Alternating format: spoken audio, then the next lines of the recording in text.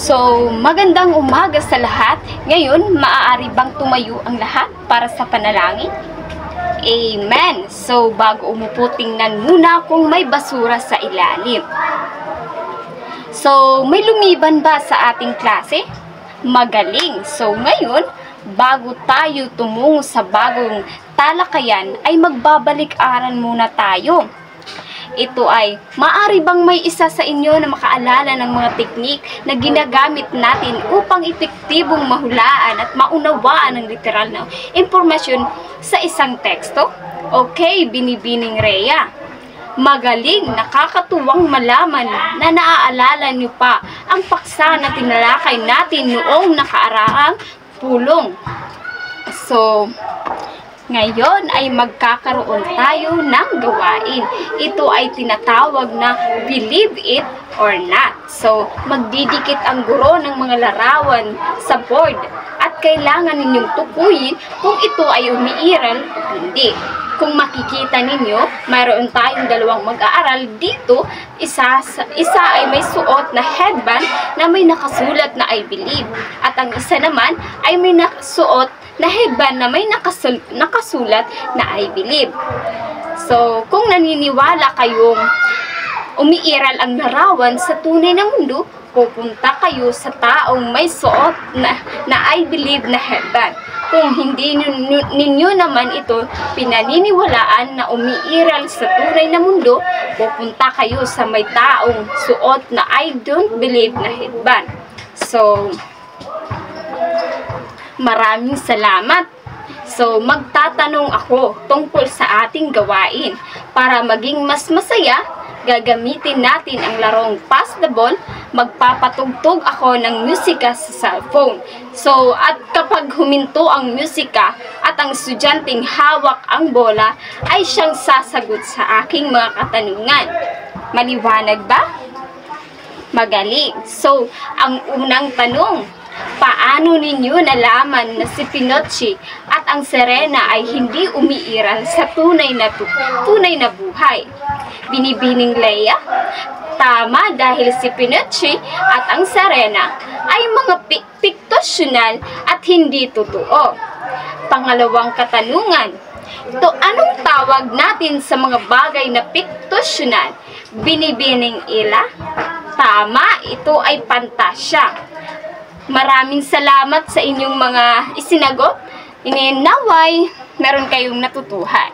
So, narito ang ating layunin sa paksang ito. Sa paksa ngayon.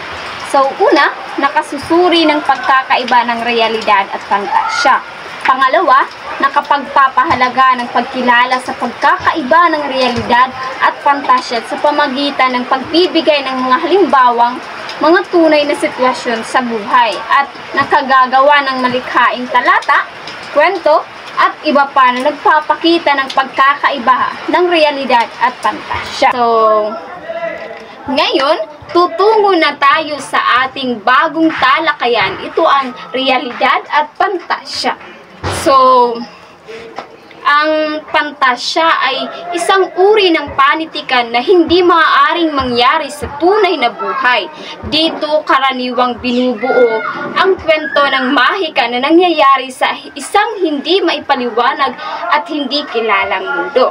So, kasama rito ang mga mitikal nilalang at mga mangkukulam, mga hayop na nagsasalita tulad ng tao, at iba pang mga bagay na hindi maaaring umiral sa tunay na buhay. So, ang realidad naman, ito ay isang uri ng panitikan na maaaring mangyari sa tunay na buhay. Karaniwang binubuo ang kwento ng mga karakter at mga pangyayari na umiiral at naroon sa mundo. Ito ay isang realistiko na kwento. So, meron tayong halimbawa ng realidad. Ito, una, isang masipag na batang babae na nagtapos ng may karangalan. Pangalawa, ang pagtatapos ng 12 tasa ng kanin kapag ikaw ay gutom. Pangatlo, ang pagpapalit ng gulong ng sasakyan kapag ito ay na-flat. So, ngayon, maaari ba kayong magbigay ng halimbawa ng realidad? Binibining Jamaica. napakagaling. Iyan ang pagkakaiba ng realidad at pantasya. So ngayon, meron ba kayong mga katanungan? Maraming salamat. So ngayon, meron akong mga katanungan rito. So ang unang tanong, ano ba ang realidad? Binibining Riza. Tama, ito ay isang uri ng panitikan na maaaring mangyari sa tunay na buhay. Ang pangalawang tanong, para sa iyong pagpapakahulugan, ano ang pantasya? Binibining Jane. So tama, ito ay binubuo ng mahika na nangyayari sa hindi kilalang mundo. So maraming salamat at ang inyong mga sagot ay tama. So ngayon, magkakaroon ulit tayo ng gawain.